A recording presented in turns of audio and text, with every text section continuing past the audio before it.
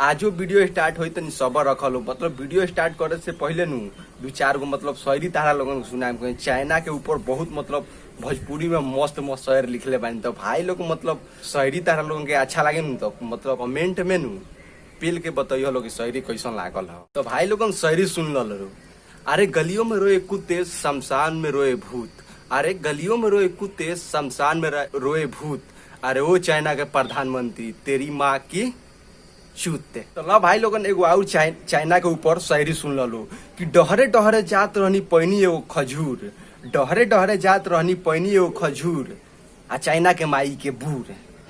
देहबना शादी होता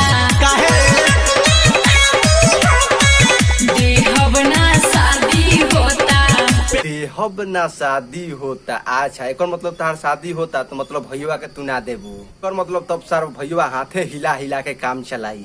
तो ना भाई लोगन मतलब देखल ऐसा ही भौजी के हम कहे नी चोदकर भौजी। हम चोदकर भौजी काहे कहे नी इहो तारा लोग एक्सक्लेम करके बतावो तानी। एक यही से कहे नु मतलब स्किन पे भौजी लोग नु जब एक से मन करी नु करी पेलवाए के तो बरियारी पेलवा ली हमसे। आ जब तहार मन करी जब कहब कि एक टिप द ना तो कहे से ना महीना आइल बा पेल देबन तो गड़िया में लइका हो जाई। ना रे सार गड़िया में केतिया रे मतलब पेटवा में लइका हो जाई। वैसन भौजी हो खेली से यही से हम कहे नी एक चोदकर भौजी। देहबना शादी होता। अरे ए भौजी देबू कि ना देबू तारा ऊपर डिपेंड कर। तिले तिले बतिया बोल के नु हमार तिलारवा मन जरा ना तो जानते नु देसी लौंडा पेलेला तो कितना धीरा के पेलेला। तो का हाल बा भाई लोग आज हम बात करें भोजपुरी इंडस्ट्री के बारे में। तो भाई लोग वीडियो के शुरू से लेकर लास्ट तक बनल काहे कि आज के वीडियो में कस के पेलाई करम। तो वीडियो स्टार्ट कर से पहले एगो बात कहल चाहतनी कि ई वीडियो बनावे के जरूर कि आप सबको हौसला सामना के दिल के ठेस पहुंचल। भाई लोग वीडियो को सीरियसली मत लियो। तो बिना लारवा लहसुन के नु कल जाओ आज के बकचोदी सरवा स्टार्ट। तोहके भूले खातिर आड़ी रे पिया तानी रोज तारी रे। अरे ए भैया जी मतलब तारा से तारी पियला से नासा ना है तो आके हमार आड़ी पी लियो सरौ नासा हो जाइए।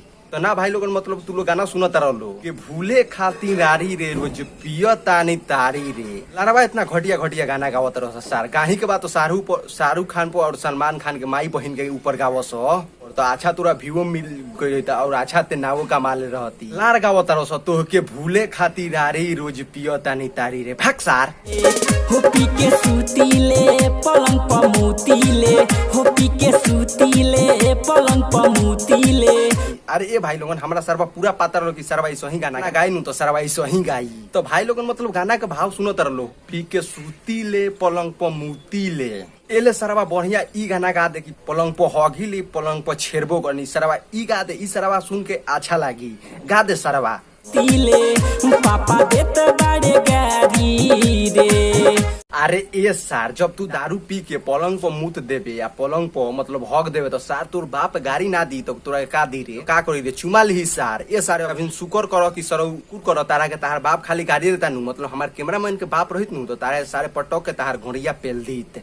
देखा दे रे बंगाली अपना चोलिया के नंबर।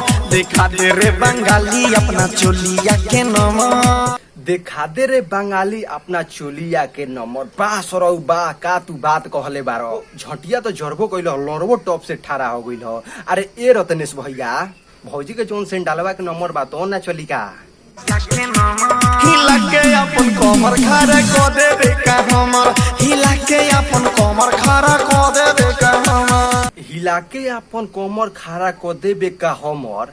अरे सारते नहीं तब तो उहे बात हो गई रे जब लड़की संगे पेलवाए के मन ना करी तो कहो सकी लड़बे टेर बा। भाई लोगन मतलब हमरा ई नहीं समझ में आवत नु कि भैया जतिया कहता आई मतलब भौजी जतिया डांस करतिया युवा सरवा जतिया गाना गइले बा हिला के अपन कमर खड़ा कर देबे का हमर। अरे सारते नहीं हितबा उ कमर हिलाई तो ओकर खड़ा केतिया हो जाई रे। अरे सारते नहीं एकरा बारे में सोचे के पड़ी हो सके कि भैया अपना मतलब मारवा पर बैठा के हिलावत हुई। अरे सर कैमरामैन गाना हटाओ। लगे अपन कमर खड़ा को देबे का हमर। हिला के अरे सारते नहीं एले बढ़िया मतलब गाना गा दे तो सनु हिला के अपन गार अरे खड़ा कर देबे का लार। एक बार मिलोगी तो हिल जाओगी हिल जाओगी। एक बार मिलोगी तो हिल जाओगी ओ हिल जाओगी। एक बेर मिलोगी तो हिल जाओगी, काहे रे सार तू लाड़वा घोड़ा वैसन बाकी हाथी लेखा बारे सा, एक बेर में मिलबे तो हिला देबे। तो ना भाई लोग मतलब सुनो तो लोग केतिया हितवा कहता एक बार मिलोगी तो हिल जाओगी। आग तो रा पहुंच लहंगा हमें तो लहंगा उठा के पूरा लील जाओगी, हमें तो लहंगा उठा के पूरा लील जाओगे। मैं तो लहंगा उठा के पूरा लील जाऊंगी। अरे देख लो भाई लोगन मतलब भौजियो कम नहीं खे, मतलब भैया तो सरवा कहत लो कि खड़े खड़े हिला देम, बाकी भौजी कहत या मैं तो लहंगा उठा के लील जाऊंगी। तो भाई लोग एकनी के हम बीच में नहीं पड़ेला, तो ए सारे कैमरा मैन तू वीडियो इज्जत से हटा दो ना तो सर पटक के तहार गोड़िया पेल देम। तो भाई लोग तार लोग के शायरी छीन के ऊपर अच्छा लागल है तो कमेंट में पेल के बताइए लोग शायरी हमारा अच्छा लागल है। तो भाई लोग आज की वीडियो ये समाप्त करते हैं। वीडियो अच्छा लागल है तो लाइक कर लो, चैनल पर नए बार तो चैनल को सब्सक्राइब कर लो। मिलो जी बहुत ही जल्द अगला वीडियो खातिर, तो खातिर देते इजाजत। वाह।